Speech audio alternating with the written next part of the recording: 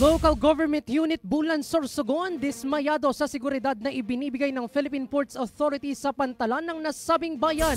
Brigada Intern Allen Dicen, ibrigada mo! Brigada.